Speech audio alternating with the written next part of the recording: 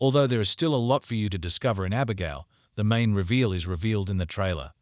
I kinda wish I could watch the movie blind.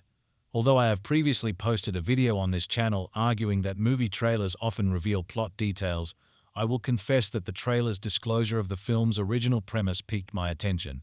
Keep my spoilery-filled criticisms for another time, but I really enjoyed this film. For the time being, all I will say is that the story's many unexpected turns and revelations never detracted from my enjoyment of watching. I wouldn't go so far as to say the film was terrifying. There's a lot of CGI blood and gore, but that's about it in terms of fear. But I was anticipating it, so the cheap jump scares weren't a big deal for me. Also, I was expecting the young actress Alicia Weir to give a terrific performance as the titular character Abigail, and I couldn't have been more pleased. The many distinct characters were one of my favorite aspects of the film. Even though none of the characters had any depth or personality and were occasionally just cliches, I still enjoyed seeing them interact because of the entertainment value of the writing. I suppose the writers intended for there to be certain laws about the villain that I didn't understand, and they even found a way to make fun of that. Instead of ruining the movie for you as the trailer did, I'll just say that if you're into gory horror comedies, you should see Abigail. Okay, now we can discuss spoilers. Ideally, I'd watch the film and discover Abigail's vampire status on my own, but I doubt I would have managed to do it. The only things that hint at Abigail's actual character are a statue and a painting. Then it seems totally out of left field as she rips herself free of her handcuffs and screams like a demon.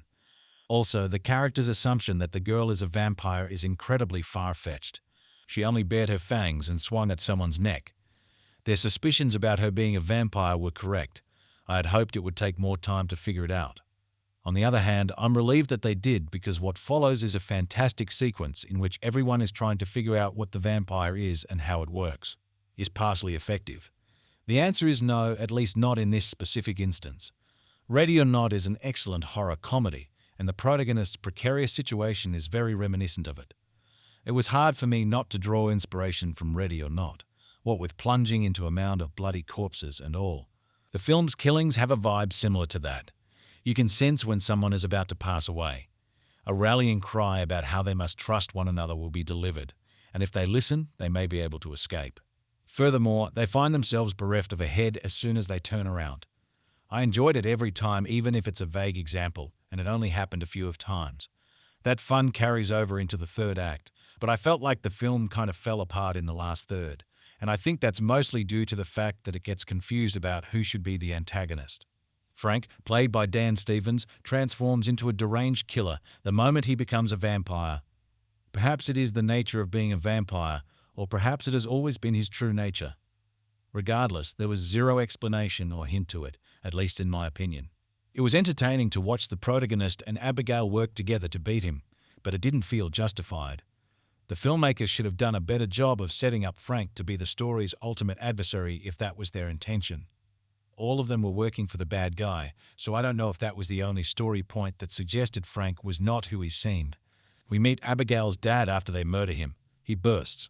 "Excuse me, but is he Dracula? I'm known by numerous names," he says. If they aren't referring to the original, then who are they? Who is Nosferatu? Maybe the film will be a smashing success, and the actor who portrayed Ozymandias will end up playing Dracula in another Dark Universe series that bombs. I highly doubt it, but if you believe I might be onto something, please inform me in the comments section. Thank you for tuning in as always.